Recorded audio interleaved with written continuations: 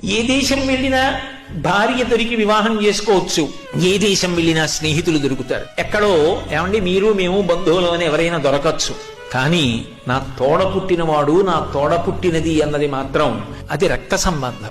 ఆ చెల్లికి అన్నయ్య అని పిలవడంలో ఎంత ప్రేమో.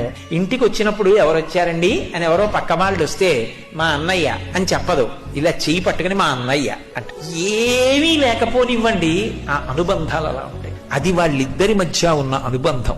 కలిసి పుట్టారు కనుక ఆ అనుబంధాలు మళ్ళీ రమ్మంటే వచ్చేవి కావు.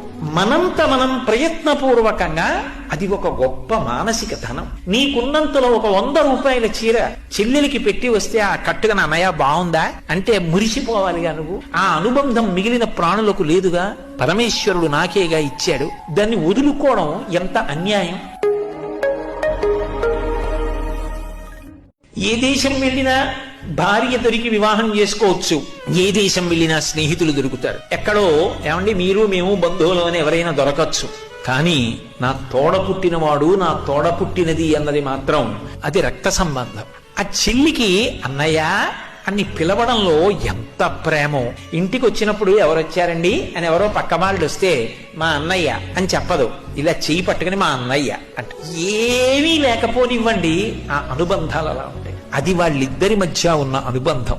కలిసి పుట్టారు కనుక ఆ అనుబంధాలు మళ్ళీ రమ్మంటే వచ్చేవి కావు.